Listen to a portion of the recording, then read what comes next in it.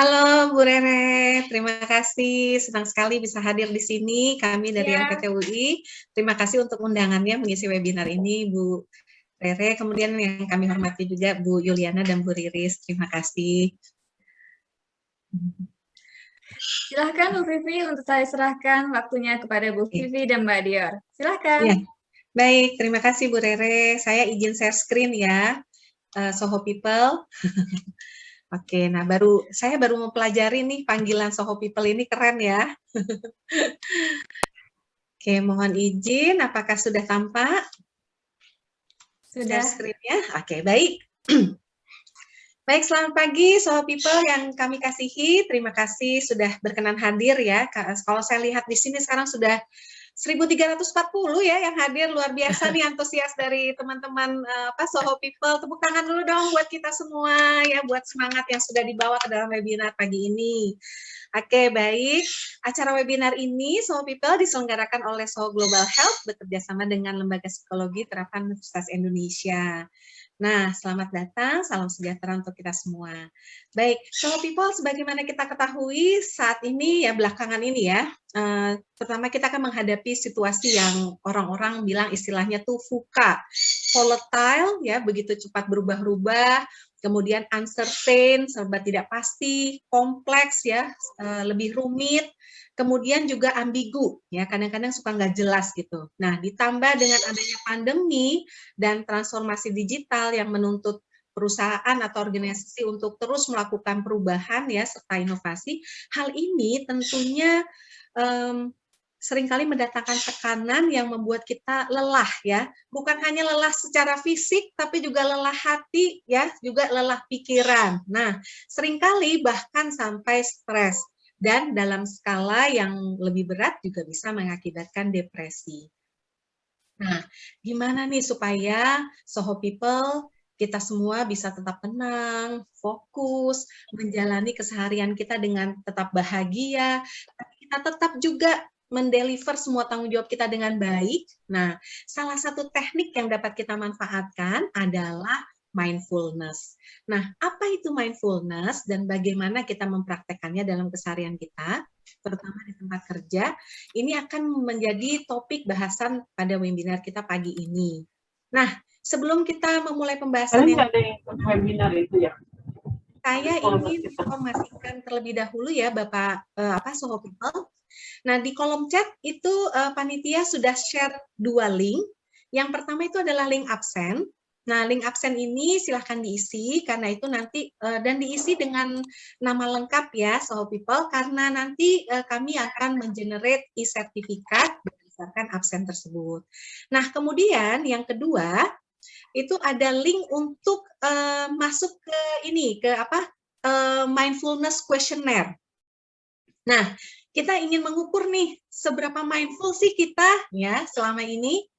Silahkan Soho People akses link untuk mindfulness questionnaire-nya.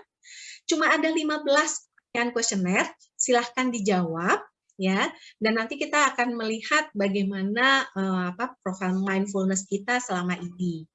Nah, kalau Soho People sudah mengisi ya, sudah mengakses linknya, kemudian mengisi kuesionernya, nanti kopi dari jawaban teman-teman semua ini akan otomatis terkirim ke email teman-teman. Jadi teman-teman bisa review lagi ya kuesionernya, jawaban teman-teman di kuesioner tersebut.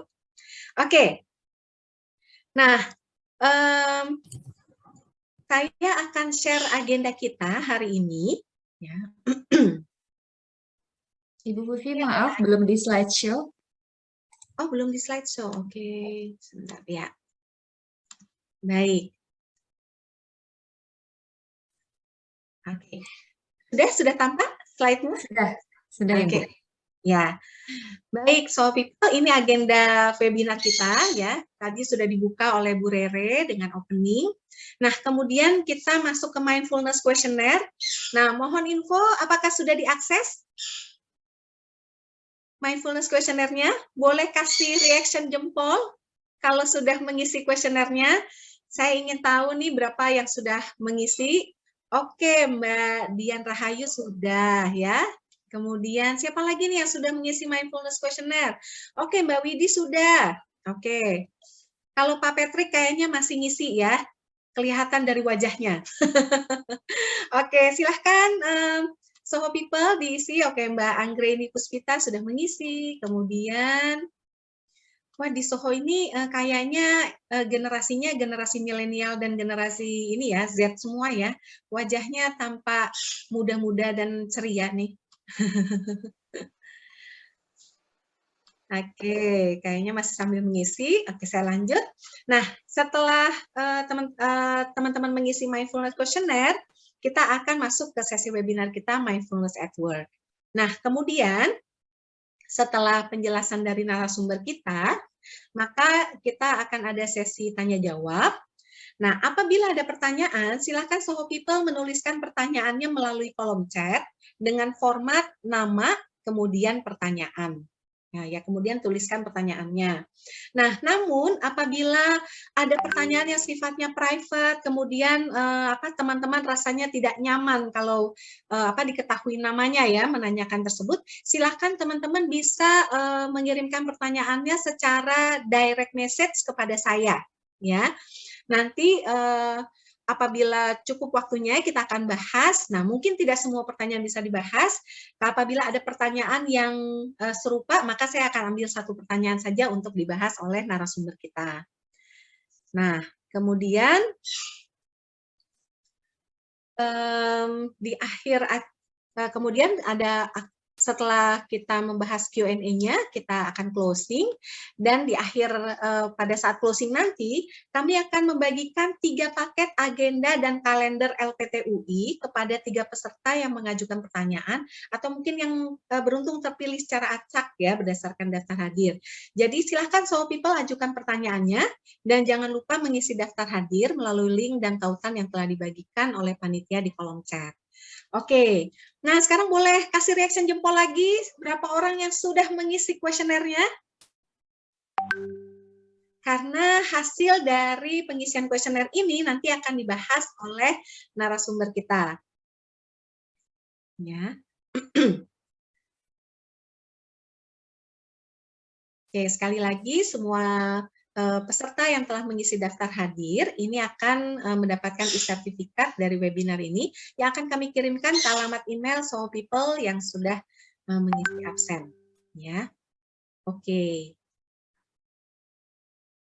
Nah, baik teman-teman. Jadi sesi webinar ini akan dibawakan oleh Dr. Dian Oriza, MC Psikolog, ya. Nah, beliau akrab disapa dengan panggilan keren Mbak Dior, ya. Jadi nanti kalau mau bertanya boleh sapa aja Mbak Dior. Nah, saat ini Mbak Dior masih aktif sebagai pengajar sekaligus Ketua Program Studi Psikologi Profesi, Program Magister Fakultas Psikologi Universitas Indonesia. Profil beliau tadi sudah disampaikan juga oleh Bu Rere. Dan ini adalah riset-riset terakhir yang dilakukan oleh Mbak Dior. Nah, sangat menarik ya, kita lihat judul-judul risetnya, terutama mungkin kalau yang paling bawah nih ya, ada meningkatkan kepuasan perkawinan melalui aktivitas menghitung kebaikan. Nah, seru banget kan? Nah, jadi bisa terbayang bahwa sesi kita pagi ini juga akan seru juga ya. Untuk itu, kita akan langsung aja mengundang Mbak Dior nih untuk membawakan sesi webinar kita. Oke, silakan Mbak Dior. Terima kasih Mbak Vivi untuk perkenalannya. Halo Ibu Bapak sekalian, Soho People. Terima kasih loh sudah diundang di sini. Kita senang banget ya dari LPT ya. Rasanya dapat kehormatan untuk berbagi hal-hal yang memang saya senang ngomongin hal ini, saya senang. Jadi saya sering webinar mengenai mindfulness, self-compassion itu tuh kayaknya buat saya selalu ada pengalaman baru karena juga belajar dari audiens yang baru. Saya mungkin izin untuk share screen ya, Ibu Bapak sekalian, biar kita bisa mulai dengan segera. Ini nanti banyak banget latihannya, jadi materinya mungkin akan sedikit banget, karena mindfulness sebetulnya nggak begitu-begitu aja. Mindfulness itu sangat mudah, saking mudahnya itu sampai kita nggak percaya, begitu gitu. Jadi saking mudahnya sampai kita kadang-kadang lupa. Jadi nanti akan banyak banget latihannya yang Bapak Ibu nanti bisa pakai ketika bekerja, ketika berkeluarga, ketika beraktivitas sehari-hari. Jadi sebetulnya konsep mindfulness itu keseharian kita, ya. Jadi nggak bisa dibatasi di tempat kerja aja, atau di rumah aja, atau ketika kita lagi sendiri, gitu ya. Ini kan Bapak Ibu tadi udah mengisi kuesioner mindfulness ya. Mindfulness sebetulnya banyak banget konsepnya dan nggak ada satu pakar gitu yang bersepakat. Namun ini intinya mindfulness itu adalah memberi perhatian. Jadi kalau tadi ada item-item ya di mana Ibu Bapak bisa melihat bahwa banyak banget observasi dengan memberi perhatian. Memberi perhatiannya dengan cara apa? Secara fleksibel. Jadi memberi perhatiannya bisa gitu ya, bisa memperhatikan ini, memperhatikan itu, tapi kita nggak kaku gitu ya. Kita terbuka, penuh rasa ingin tahu, dan yang paling penting itu dengan kindness. Jadi mindfulness tanpa kindness itu rasanya mustahil. Ya. Nanti kita banyak banget latihannya. Saya akan karena permintaannya dari Mbak Rere ya, banyak latihan ya. Ini maaf ya, saya langsung aja soalnya takut-takut nanti waktunya terbatas, latihan kita akan panjang. Kalau kita lihat, ini kan mindfulness konsepnya banyak. Ini salah satu teoris ya yang bilang bahwa mindfulness itu mengandung komponen observasi, Ibu Bapak sekalian. Mindfulness itu adalah kemampuan kita untuk mengamati, merasakan, menerima, baik dunia internal, pengalaman internal kita, maupun pengalaman eksternal kita. Pengalaman internal kita apa misalnya? Misalnya kita emosi, lagi marah, lagi kemerungsung, bahasa Jawa tuh. Kalau bahasa Jakarta apa ya?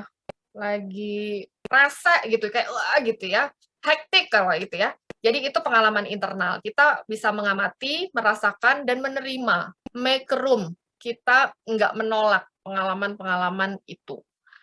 Pengalaman eksternal apa? Pengalaman eksternal misalnya kepanasan, atau misalnya internet lemot, apalagi tuh. Misalnya temen kita nggak gercep, atau misalnya anak kita heboh gitu, nyiapin sekolah online, mesti kerja, mesti ini gitu ya. Itu tuh pengalaman internal dan eksternal. Kita bisa memilih apa yang perlu kita jadikan kita jadiin fokus, dan kita fokus dengan lembut. Nah, ini belum apa-apa udah latihan dulu ya. Mbak Dea, tadi kan Bapak Ibu udah pada mengisi tuh item 1, 6, 11. Bagaimanakah hasilnya? Sudah ada hasilnya belum, Mbak? Kalau dalam hal observasi, Ibu Bapak kita di sini, Soho People, oke nggak nih? Kita coba lihat. Jadi banyak, sebagian besar, kebanyakan bilangnya kadang-kadang ya. Jadi kadang-kadang bisa menyadari. Ini item 1, kadang-kadang bisa menyadari kalau saya lagi bergerak. Coba yang nomor 6, Mbak Dea. Nomor 6, yang kadang-kadang juga paling besar, tapi biasanya sering.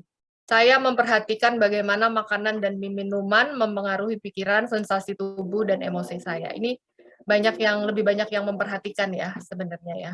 Kalau nomor 11, Mbak. Saya memperhatikan bagaimana sensasi, misalnya terpaan angin pada rambut atau sinar matahari. Kadang-kadang, banyak nggak yang tidak pernah atau jarang? Lumayan ya, 18% jarang. Ibu Bapak sekalian, kalau kita lihat, ini adalah part komponen dari mindfulness. Artinya mindfulness itu menyadari tadi ya, baik internal maupun eksternal. Mungkin sekarang kita mau latihan ya. Kita latihan lagi. Bentar ini kita agak ya. Kita akan mulai latihan. Saya akan mengundang Ibu Bapak sekalian untuk memberi perhatian dengan lembut pada nafas kita, karena salah satunya memperhatikan nafas nih ya. Pada dasarnya mindfulness itu sangat sederhana, saking sederhananya kita nggak percaya bahwa itu sebetulnya adalah strategi kita untuk tetap ada di present moment, di sini kini.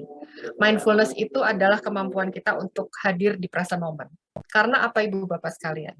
Pikiran kita itu kayak mesin waktu, membawa kita ke masa lalu, sehingga kita penuh dengan penyesalan atau terkenang mantan ya. Jadi kita nyesel, aduh kenapa waktu itu putus sama dia, kenapa gitu ya. Atau kita membawa kita bahkan mesin ke masa depan, terkenang ketakutan atau kekhawatiran nanti bagaimana. Tadi Mbak Vivi sudah bilang ya, situasi sekarang volatile, uncertain gitu, ambigu. Itu kita jadi mind kita itu kayak mesin membawa masa lalu, masa depan.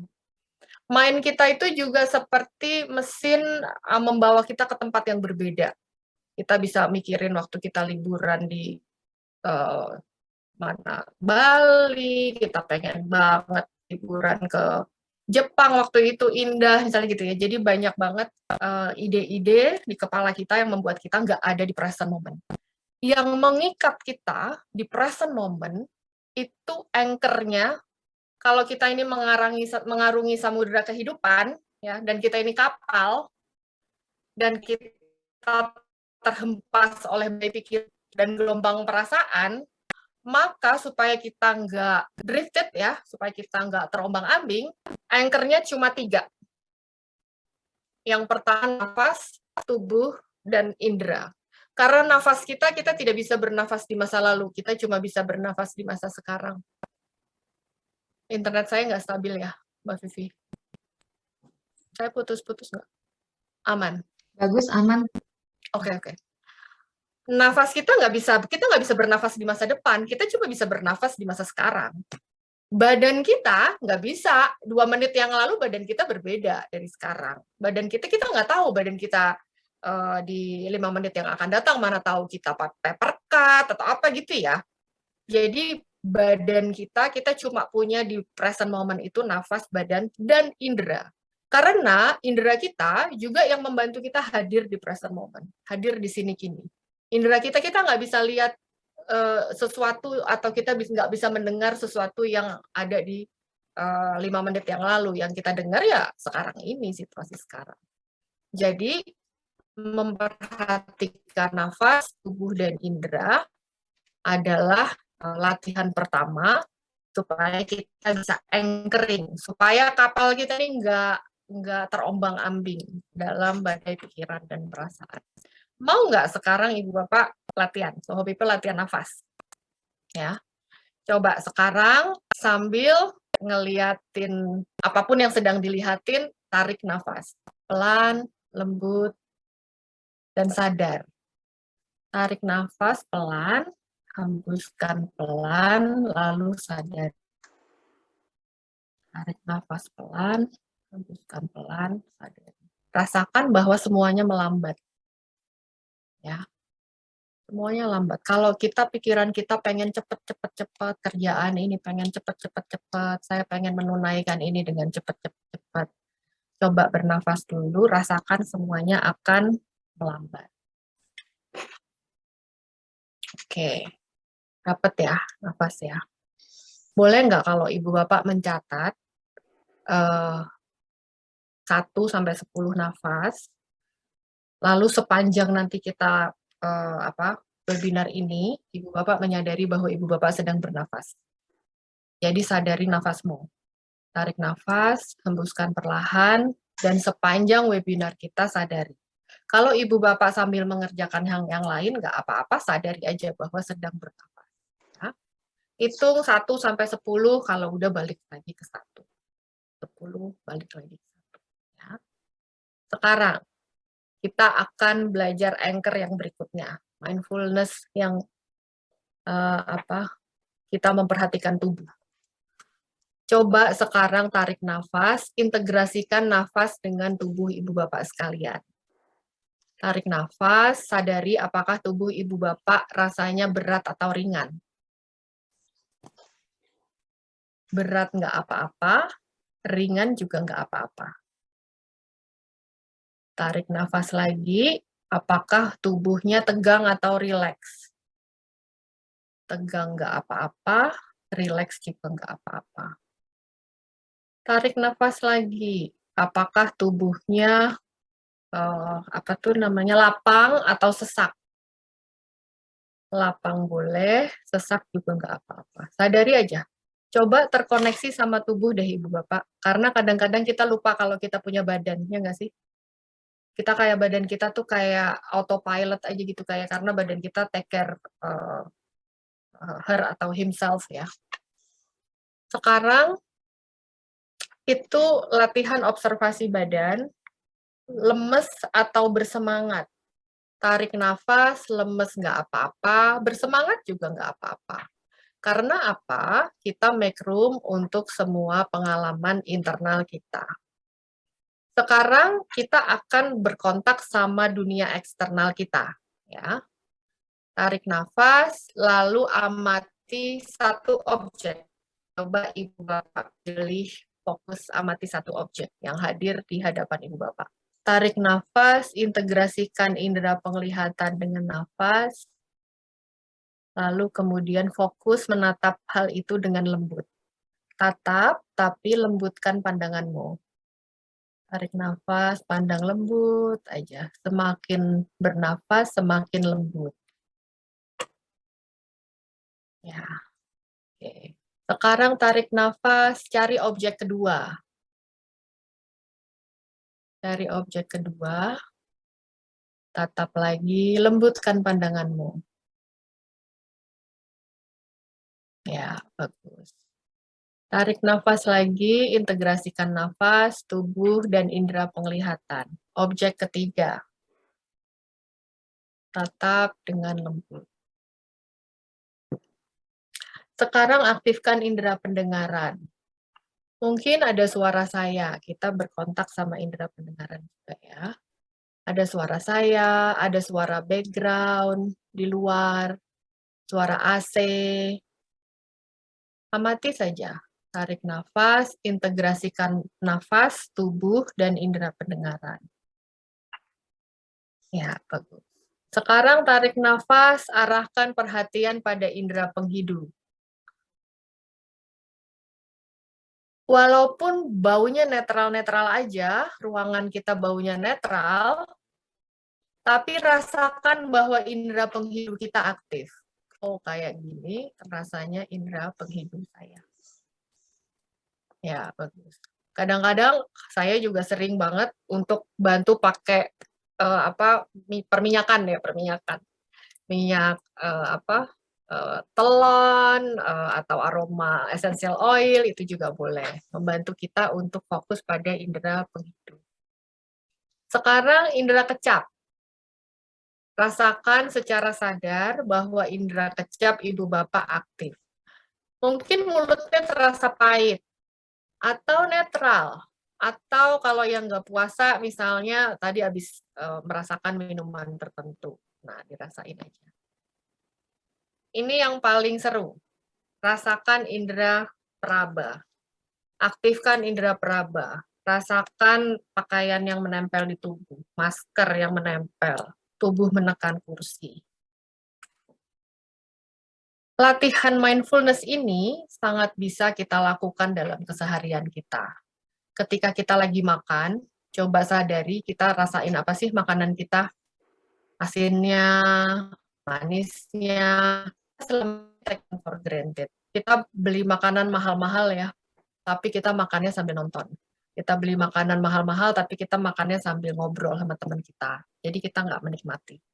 Tapi kalau sekarang udah latihan mindfulness, coba deh latihan makan selama 3 suap aja, sadari bahwa memang sedang makan dengan cita rasa tertentu. Latihan mindfulness juga sering banget. Kalau latihan observasi ini saya sering juga minta kalau misalnya kalau ibu bapak yang muslim misalnya melakukan sholat ya, wudu itu adalah mengaktifkan indera peraba, dinginnya gitu ya.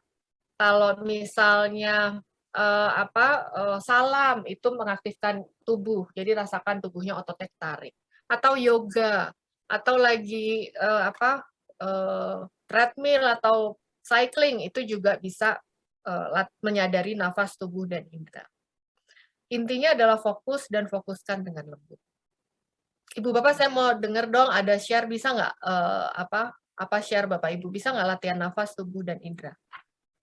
Ada pengalaman yang berbeda, atau ini sudah pernah, saya rajin kok melakukannya, atau ternyata saya baru sekali ini memperhatikan nafas saya gitu. Boleh share supaya saya tahu? Silakan Soho People, ada yang mau share? Atau bertanya juga boleh.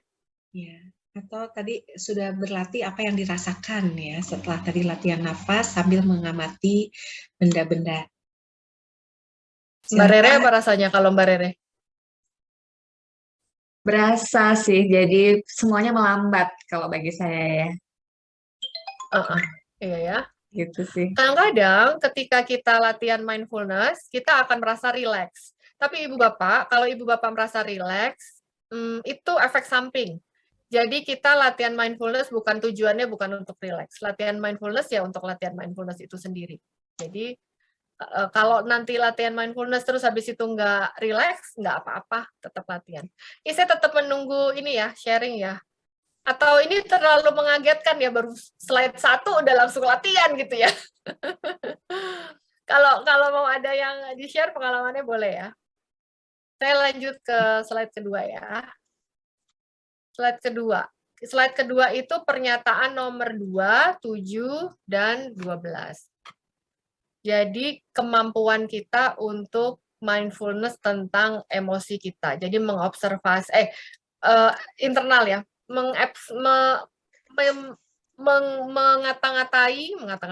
mengekspresikan dalam kata-kata. Baik itu emosi, pikiran, atau situasi. Jadi deskripsi itu penting supaya kita objektif. Karena kadang-kadang ketika kita melihat misalnya orang mengernyitkan kening, lalu kita akan bilang dia marah. Enggak, karena faktanya adalah, deskripsinya adalah dia mengernyitkan kening.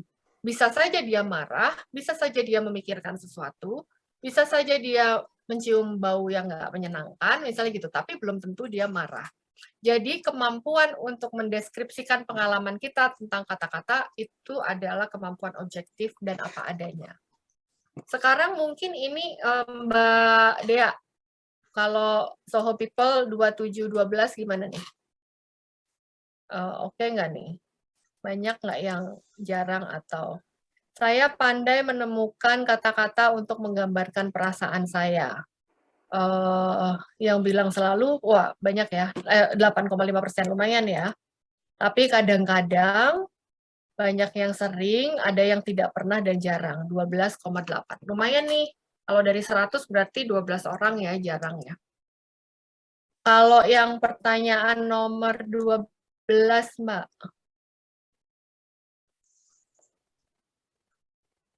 Benar ya.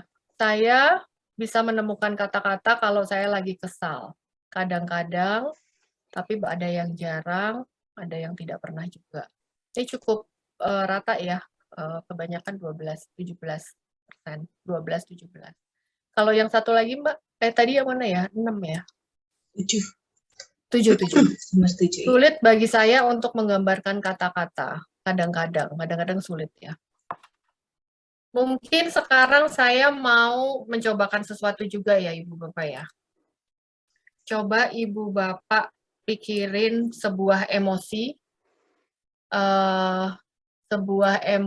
yang Ibu Bapak terakhir rasakan ya. Emosi yang kenceng, yang rasanya intens. Atau setengah kenceng deh, jangan kenceng-kenceng ya. Coba sekarang Ibu Bapak deskripsikan, kalau emosi itu ada di luar kita ya, kan emosinya kita observasi. Bentuknya seperti apa? Bisa nggak ngebayangin bentuknya? Udah dapat belum emosinya? Coba kasih tanda jempol kalau udah dapat.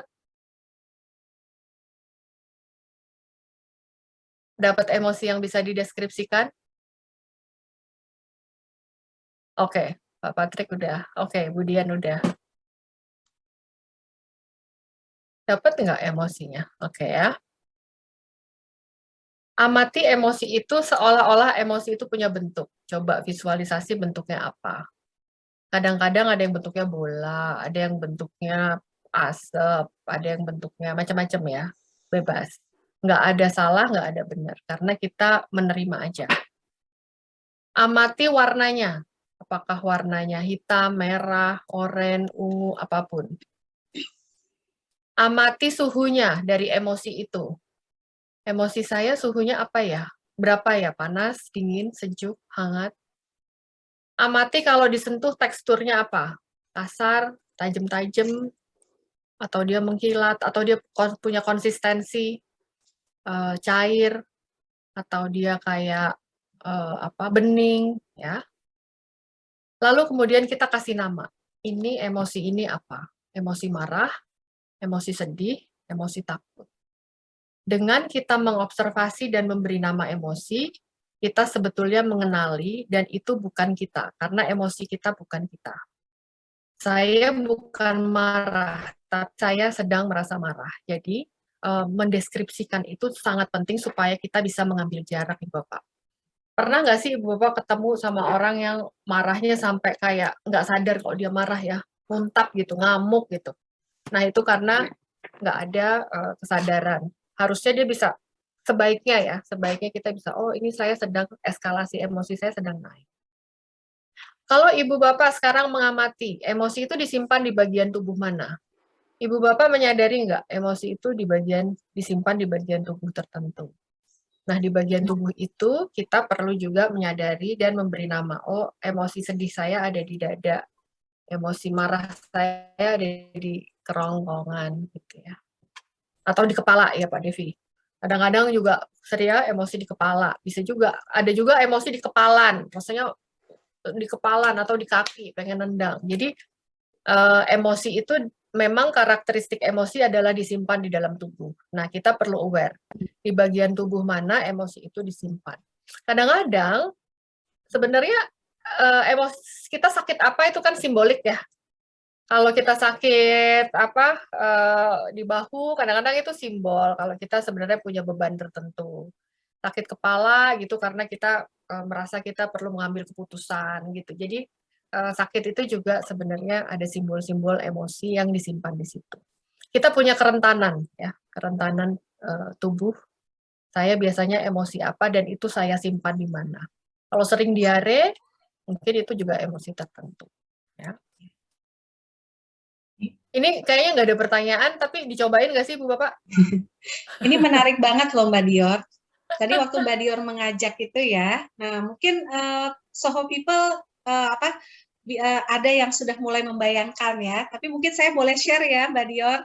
Kalau saya tadi kan emosi yang saya pikirkan itu adalah rasa kesal ya. Nah, ketika Mbak Dion minta ada wujudnya nggak? Yang langsung muncul di kepala saya itu adalah bulu babi, duri babi itu ya. Biasa di laut itu ya. Nah, waktu ditanya suhunya, oh itu dingin. Jadi sebenarnya kalau saya marah tuh, saya nggak langsung ngomong, tapi saya diem aja. Cuman saya tahu saya berduri-duri gitu di dalamnya. Nah, bagus. Simbolik. Nah, sekarang kita perlu banget menyadari kalau misalnya duri-duri babi itu lagi datang. Oh, nih duri-duri babinya lagi datang. Dengan melakukan pengamatan itu, sebenarnya kita sedang mengambil jarak, Mbak Vivi. Supaya kita bisa, oh, aku sadar bahwa aku sedang marah. Kalau saya biasanya kalau misalnya takut itu bentuknya tuh kayak apa sih? Kayak Casper tuh ya. Kayak Casper tuh ada hantu gitu. Nah itu kalau Caspernya datang, oh saya sedang takut. Kayak itu. Jadi itu kita deskripsikan. Kita lanjut sebentar ya. Ibu Bapak kalau ada yang mau share boleh ya. Ya, boleh silakan Soho People kalau ada yang mau share tadi bentuk emosinya boleh juga. Biasanya tuh ya kalau saya meminta mendeskripsikan, banyak banget yang bilang misalnya kayak gas atau kayak cairan hitam pekat atau misalnya kayak bola api. Ada nggak yang ininya kayak bola api? Kayak bola api. Oh, tadi ada yang manggut-manggut tuh. Ada juga yang kayak jarang sih kayak es krim gitu tuh jarang yang suhunya sedingin. Soalnya es krim tuh enak ya. Jadi kira-kira kayak gitu ya. Jadi emosi-emosi itu kita kenali dan kita deskripsikan dan kita keluarkan supaya kita nggak kebawa, ya, kita nggak kebawa dalam gelombang emosi. Mindfulness itu bertindak secara sadar. Seberapa dari ibu bapak menyadari bahwa atau nggak sadar bahwa kalau sedang melangkah atau sedang berjalan. Jadi mindfulness itu sebetulnya adalah saya sadar sekarang ini saya sedang apa. Kalau saya sedang mendengarkan webinar ini, saya sadar karena saya penuh mendengarkan ini dengan penuh. Kalau tiba-tiba ada WA yang minta pekerjaan diselesaikan atau apa, saya secara sadar dan fleksibel mengalihkan perhatian saya. Oke, saya tarik napas dulu, baru saya buka WA. Saya tarik napas dulu, baru saya buka web browser di mana saya harus mengerjakan sesuatu. Saya tarik nafas dulu gitu. Jadi bertindak secara sadar bahwa saya ini sekarang sedang ngapain dan mau melakukan apa. Tindakan yang kita pilih ini karena kita pengen hadir di momen sini-kini. Ibu Bapak mungkin analogi kapal itu paling masuk ya. Kalau kita sekali lagi mengarungi samudera kehidupan dan kapal kita itu terhempas sama angin, badai pikiran, badai perasaan, seringkali daripada kita menuju tempat yang kita inginkan, kita kan punya pulau impian ya. Mungkin kalau pulau impiannya Pak Erik misalnya berbeda sama pulau impiannya Pak Sebastian, tapi kita semua punya pulau impian. Pulau impian itu ada koordinatnya. Nah, kadang-kadang ketika kita terhempas dalam pikiran yang tidak menyenangkan, kita itu kebawa menjauh dari pulau impian kita. Sehingga kita bertindak berbeda dari pribadi yang kita inginkan. Kok saya kayak gitu sih, harusnya saya tuh pengennya saya kayak gini. Nah, kayak gitu tuh ya. Oleh karena itu, mindfulness itu membantu kita sadar supaya kita itu nggak impulsif. Supaya kita itu autopilot, tapi kita menyadari motif-motif kita. Kenapa ya saya membalas WA teman saya dengan kata-kata seperti ini? Apakah saya mau menunjukkan kekuasaan saya? Apakah saya mau menunjukkan bahwa supaya dia berbelas kasih sama saya, jadi saya memanipulasi perasaan dia? Dengan kita menyadari motif-motif internal kita, sebetulnya kita juga, sehingga kita bisa pilih ya, oh saya nggak mau kayak gitu. Oh, saya mau tetap jujur, saya tetap mau komit, saya tetap itu kita jadi punya pilihan. Latihan untuk bersikap secara sadar atau bertindak secara sadar adalah satu, ini yang paling gampang kita lakukan, mengobservasi postur tubuh. Sekarang coba Ibu Bapak sadari deh ketika sedang duduk dalam posisi tertentu. Sadar nggak kalau misalnya bahunya sedang nunduk, atau kakinya diangkat sebelah, gitu ya. Lalu sebelum Ibu Bapak, nih Pak Devi udah mengubah postur tubuh ya. Tarik nafas sebelum mengubah postur tubuh, Pak. Tarik nafas, oh saya mau turunin kaki saya. Tarik nafas, oh saya mau panjangkan tulang punggung saya. Saya mau tegakkan leher saya supaya saya nggak nunduk ya. Misalnya gitu ya. Jadi observasi tubuh, lihat amati tubuh, dan sadarlah ketika Ibu Bapak sedang bergerak. Latihan pengamatan akan tubuh ini juga gampang banget dikerjain ketika sehari-hari. Ketika sedang berjalan, ini kalau di biara-biara Buddhis itu ya, ada mindfulness walking itu, jalan pagi bareng-bareng sambil diem, karena mau menyadari pergerakan ketika jalan itu kan pinggul bergerak ya, pinggul satu bergerak gitu. Jadi menyadari semuanya bergerak, telapak bergerak. Sadarlah ketika melakukan itu semua. Ketika kita garuk-garuk kepala, sadar nggak sih kita sedang ada otot yang bergerak dan kita garuk-garuk kepala, misalnya gitu ya. Bergerak secara sadar. Sama kayak tadi ya, mindfulness eating, mindfulness drinking. Nanti coba kalau habis buka puasa ya, Ibu Bapak. Tarik nafas 3 kali, lalu kemudian mau pelan-pelan minum, rasain airnya, lalu rasakan bahwa air liur kita mulai menetes, misalnya begitu. Lalu rasakan bahwa kita tuh ada gerakan di lidah itu ya mulai bergerak. Itu dirasain dan dihayati pelan-pelan. Aktivitas mindfulness juga bisa keseharian banget, misalnya cuci piring. Pernah nggak sih Ibu Bapak cuci piring tuh tahu-tahu piringnya bersih gitu karena kita nggak sadar kita sedang cuci piring. Jadi sebenarnya kalau lagi cuci piring sadar aja itu mengaktifkan tadi ya suhu, kita indera peraba aktif. indera penglihatan aktif. Lalu indera penciuman juga aktif karena mungkin cucian piring kita bau atau bau sabun gitu ya. Itu juga mengaktifkan semua penginderaan. Itu. Ya. Siapa yang nggak nyadar kalau lagi cuci piring? Atau manasin mobil. Manasin mobil juga bisa ya. Masukin mobil ke garasi, itu juga bisa tuh, lagi mindfulness. Tarik nafas, saya mau masukin mobil ke garasi. Saya jalan dari kamar, mau ke garasi. Gitu. Itu juga keseharian banget. Sangat mudah, tapi kita cenderung lupa. Ya, karena saking gampangnya. Otak manusia itu pengennya yang rumit-rumit. Mindfulness itu tidak menghakimi. Ini pernyataan nomor 4, 9, sama 14. Mbak Dea. Jadi tidak menghakimi itu intinya penuh kasih, ini adalah dasar empati untuk diri sendiri ya. Coba kita lihat, Ibu Bapak di sini ini nggak berpenuh kasih nggak? Kita lihat yang saya yakin beberapa pikiran saya tidak normal atau buruk. Saya seharusnya tidak berpikir demikian. Kita lihat yang sering cukup banyak ya, 19%. Berarti banyak dari kita mungkin ini perlu webinar self compassion Mbak Mbak Rere. Bagaimana latihan self compassion ya. Nanti kita berlatih kok di belakang untuk self compassion ya supaya kita lebih mengasihi diri sendiri. Yang nomor 4, terus berikutnya nomor berapa Mbak Dea? 9. Saya pikir beberapa emosi saya buruk tidak pantas. Saya seharusnya tidak merasakannya. Coba kita lihat yang sering selalu. Banyak juga loh 21%. Merasa bahwa pikirannya buruk. Lanjut berikutnya Mbak Dea. Nomor 14 ya.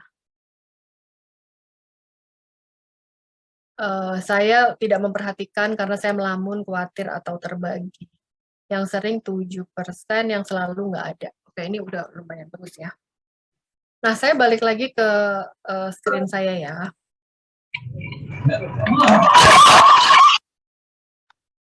Sekarang saya mau mengundang Ibu Bapak untuk berlatih. Ya. Tapi kayaknya ini latihannya harus nyalain video. Coba sekarang Ibu Bapak pilih satu layar yang bukan layar kita ya. Amati misalnya Ibu Bapak mau mengamati muka saya ya. Atau muka teman di sebelahnya, di sebelah layar di sebelahnya. Amati aja muka temennya dengan penuh kasih. Oh wow, dan sikap terbuka. Oh wow, ada jerawatnya nih teman saya. Tapi tarik nafas, lalu penuh kasih. Oh ya ampun, kacamatanya modelnya ini. Kita terbuka, tapi juga fleksibel. Nggak ada judge, kita nggak ngejudge. Nggak jelek, nggak baik, nggak cakep. Amati teman kita, muka teman kita apa adanya. Tarik nafas, amati saja. Kalau misalnya ada yang mengamati saya, oh bentuk hidungnya Budian tuh kayak gini toh. Oh mulutnya Budian kayak gini, rambutnya Budian lurus gitu ya. Nah, sekarang tarik nafas, lalu amati video diri sendiri. Sama, penuh kasih, tanpa judgment. Aku ada keriput, ya, enggak apa-apa, tarik nafas. Oh, hidungku mancung juga, enggak apa-apa, tarik nafas. Exercise mindfulness penuh kasih ini penting banget supaya kita enggak bersikap kejam sama diri sendiri. Karena kita kadang-kadang suka tega ya sama diri sendiri ya. Menghakimi, menuntut, ngejelekin diri sendiri gitu. Tuh Mbak Popi ya ngeliatin, oh pipi saya kayak gini.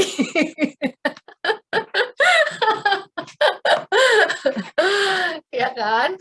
Nggak apa-apa, kita belajar mengasihi diri sendiri supaya kita bisa mengasihi orang lain. Nah ini nanti exercise-nya ada lagi di belakang ya.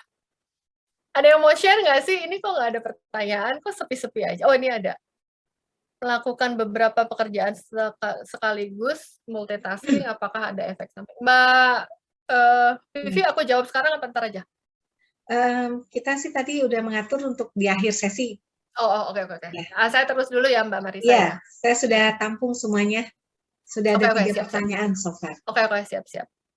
Saya terus dulu ya. Oke. Sambil tetap latihan observasi, boleh mengamati saya, boleh mengamati video diri sendiri, tarik nafas, jangan menghakimi, ya. Kalau ada pikiran-pikiran negatif, gini. Kalau ada pikiran negatif, maka kita bilang thank you aja. Terima kasih, mind. Terima kasih, saya udah tahu. Sekarang saya mau belajar mengasihi, mengamati tanpa judgment. Ya.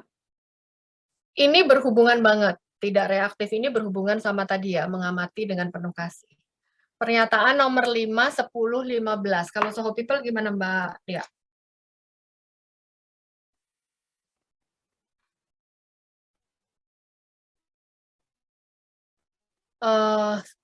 Saya bisa mengambil jarak tanpa dikuasai oleh, kadang-kadangnya banyak 50%, lumayan ya kadang-kadang ya.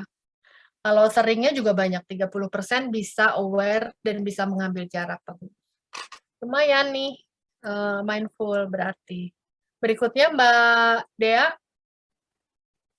item 10, kalau nggak salah. Saya kalau punya pikiran atau bayangan yang membuat saya tertekan, saya hanya menyadarinya tanpa bereaksi. Kadang-kadang, tapi banyak yang bilang jarang ya, masih 30% yang bilang jarang. Banyak juga nih, 30%. Berikutnya, yang nomor 15 berarti ya, terakhir ya. Ketika saya punya pikiran, saya bisa memperhatikan dan membiarkannya pergi. Kadang-kadangnya 40%, lebih banyak yang sulit ya. Berarti Ibu Bapak di sini banyak yang masih terjerat sama pikiran negatif dan perasaan negatif. Sehingga apa? Terombang-ambing ya. Nggak bisa keluar dari badai. Nah, ini latihannya. Jadi sebetulnya mindfulness itu adalah kita bisa mengambil jarak dari pikiran dan perasaan kita yang negatif. Sekarang saya mau Ibu Bapak membayangkan permainan catur. Tahu ya, ini kan bisa bayangin ya permainan catur. Ini saya ada, coba ya, yang jawabnya benar nanti bisa dapat hadiah nih kali ini. Permainan catur, itu kan ada pion hitam sama pion putih ya. Misalnya pion hitam itu pikiran negatif misalnya ya. Pion putih misalnya pikiran positif. Ini berantem melulu gitu ya. Ada pikiran positif maju, pikiran negatif 3 maju. Pikiran positif maju, pikiran negatif maju. Saya bisa kok melakukan itu, mana mungkin, kamu kan pengalamannya kurang, kamu kan kurang oke. Saya baik hati kok, sebenarnya saya pemurah, apaan kamu waktu itu gitu ya. Jadi selalu ada pikiran positif dan pikiran negatif, kayak kalau kita main catur. Tapi ada dalam permainan catur yang tidak berkonflik. Bagian apa itu? Bagian apa dari permainan catur yang dia ikut hadir di permainan itu, tapi dia nggak berantem? Apa Bapak Ibu? Silakan Soho People. Yang jawab benar pertama kita kasih hadiah ya Mbak Vivi. Boleh. Raja berantem. Raja kan melawan sama raja yang lain. Pion, benteng. Nah, ini Mbak Dian Rahayu benar. Jawaban pertama di tempat saya. Papan catur. Pak Rafael juga.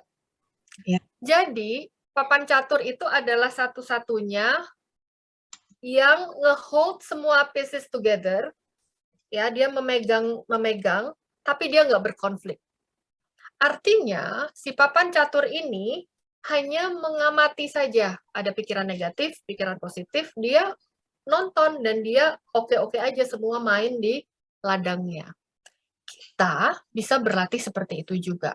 Kalau ada pikiran negatif, ya biarin aja. Ada pikiran positif, ya biarin aja. Kita cukup mengamati, saya punya pikiran positif itu, saya punya pikiran negatif itu.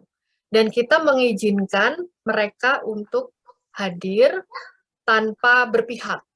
Kadang-kadang kita berpihak ya, saya cuma mau pikiran positif. Tapi itu membuat peperangan jadi semakin hebat. Oleh karena itu, kita bisa banget untuk tidak reaktif, kita nonton aja, jadi penonton, saya punya pikiran itu toh. Pikiran saya nggak menyenangkan banget toh. Perasaan saya itu toh. Dan kita nggak bereaksi. Ya. Ini susah-susah gampang. Ya. Tapi kita semua punya bakat untuk jadi papan catur. Sama kayak langit. Langit itu selalu begitu-begitu aja. Yang berubah itu kan awannya. Ya, awan berarak-arak, ada angin, ada badai gitu. Tapi langitnya ya nge-hold semua cuaca ya. Boleh-boleh aja mendung, langitnya tetap jernih. Boleh-boleh aja badai, langitnya tetap jernih. Jadi kita bisa banget untuk jadi pengamat untuk semua pikiran dan perasaan kita. Ya. Oke. Mindfulness itu istilah lainnya adalah engage, terlibat, fokus, sadar. Kalau bahasa Jawa eling. Apa bahasa daerah lain apa? Ada yang dari ini nggak? Soho People ada yang dari Papua, Indonesia Timur? Indonesia Timur apa ya istilahnya? Dari Sumatera, Indonesia Barat, ada nggak? Kalau di bahasa Jawa tuh eling dibilangnya. Eling itu kayak sadar gitu ya. Atau kadang-kadang kita mungkin di bahasa Indonesia nggak ada ya istilah kita pakai bahasa serapan dari bahasa Arab, kusuk. Nah, kusuk itu sebenarnya juga mindfulness. Jadi sadar aja sebenarnya kayaknya bahasa Sanskrit ya. Jadi sadar, kusuk, eling itu adalah istilah-istilah lain ketika kita sedang benar-benar berada di present moment, ya, here and now. Ini adalah bagaimana ibu bapak bisa latihan sehari-hari ya. Perhatikan atau amati X. X itu bisa apa aja? X itu bisa, tadi saya dengar ada suara anak ya. Mungkin lagi nge-zoom sama anak. Amati aja anak, misalnya ya. Sikap terbuka dan penuh rasa ingin tahu. Oh wow, anak saya kayak gitu tuh. Oh, rambutnya keriting kayak bapaknya. Oh, hidungnya mancung kayak neneknya. Kulitnya putih kayak saya. Misalnya gitu ya. Lalu amati kalau perhatian kita berkelana. Ketika kita lagi merhatikan satu objek, kadang-kadang pikiran kita penuh datang dengan ide-ide ya. Wah, ini belum selesai. Itu ini. Oh, tuh kan dia jadi ternyata anak saya kulitnya putih, tapi saya nggak pengen pucat, nanti pucat lagi kayak saya. Itu udah judgment ya. Kita balik lagi dengan mengamati tanpa judgment. Amati apa yang membuat kita terjerat, bebaskan diri dari jeratan, lalu mulai memperhatikan lagi. Misalnya ibu bapak sedang dengerin saya ya, lalu kemudian kepikiran, aduh, yang itu belum selesai, itu belum selesai. Tarik nafas, lalu balik lagi untuk dengerin apa yang sedang kita kerjain. Misalnya ibu bapak lagi berdoa, kadang-kadang lagi berdoa itu pikiran kemana-mana. Tarik nafas, saya kan sedang berdoa, saya mau kembali memberi perhatian pada berdoa. Nggak make sense kalau kita kusuk banget, kita mindful, terus itu nggak make sense. Karena otak kita tidak bekerja dengan cara seperti itu. Otak kita itu adalah mesin yang aktif, ya produktif dia. Oi, pikirin ini, woi, pikirin itu, woi, gitu ya. Jadi selalu ada pikiran yang terproduksi, karena memang mesin produksi. Benak kita itu mesin produksi thought. Jadi nggak apa-apa kalau emang banyak banget. Tapi yang namanya mindfulness itu, iya, pikiran saya lagi banyak, tapi sekarang saya mau fokus atau engage sama sesuatu yang sedang saya kerjakan di depan saya. Kalau saya lagi ngomong sama teman saya sedang engage dan fokus sama teman yang ada di depan saya. Jadi kita redirect ya, fokus dan perhatian kita. Kira-kira kayak gitu. Pernah nggak ibu bapak bersikap mindlessness di tempat kerja? Pasti pernah. Kadang-kadang kita sering lupa ya, karena kita semuanya otomatis. Hey, apa kabar gitu. Tapi kita nggak put attention gitu untuk ngomong apa kabar. Kita nggak benar-benar peduli ketika kita nanya apa kabar. Jadi itu sebetulnya mindless. Bagaimana kalau sekarang kita memberi salam, tapi memang benar-benar kita peduli dan kita pengen tahu apa sih kabar dari teman kita atau Pak Satpam yang kita sapa gitu ya. Pernah nggak kita memberi layanan tanpa kita menyadari siapa yang kita layani? Kita coba pokoknya, iya ini segini, ini, atau ini berkasnya ada di sini. Semuanya autopilot ya. Atau kita ngobrol sama pasangan kita, tapi kita sambil kerja di tempat handphone, di handphone, atau kita browsing belanjaan, atau kita sebenarnya lagi makan siang sama teman-teman kita, atau bukber sama teman-teman kita, tapi pikiran kita mikirin di rumah, aduh ntar pulang gimana caranya, macet apa enggak gitu ya. Jadi sebenarnya kita sering banget mindlessness. Atau kita sebenarnya hadir di rapat tapi pikiran kita jalan-jalan.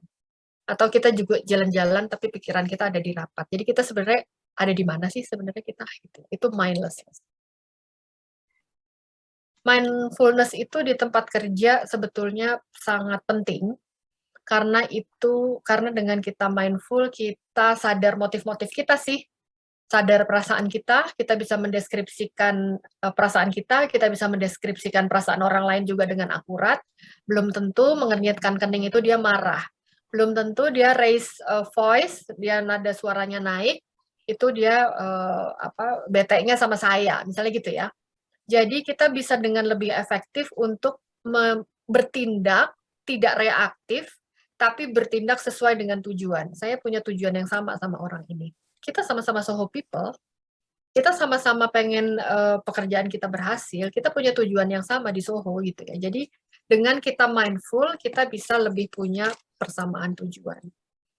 Kita bisa mengurangi stres atau kecemasan dan konflik, karena itu tadi kita sadar ya, oh ini bulu babi saya lagi datang. Kalau kira-kira bulu babi dia datang nggak ya? Kira-kira Casper-nya dia datang nggak ya? Gitu ya. Jadi kita bisa lebih menyadari. Sehingga lebih bisa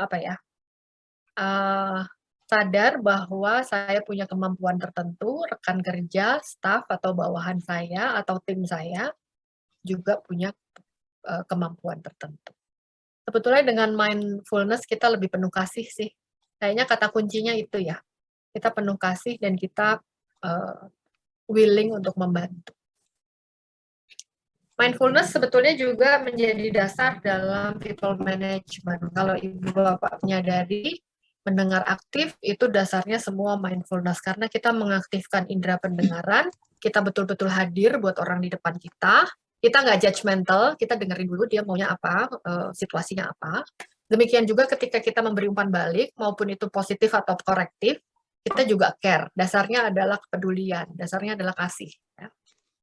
Coaching, rapat, konseling karir, atau ini misalnya tim leader yang mau menciptakan budaya kerja, saya mau tim saya itu situasinya tertentu, itu juga bisa banget dasarnya selalu dari mind. Dan seperti yang saya sampaikan tadi, sebetulnya sangat sederhana. Jangan lupa bernafas. Dalam situasi sulit, jangan lupa bernafas. Lagi bingung, balikin lagi ke nafas. Ya, itu membuat kita jadi lebih nggak terombang-ambing.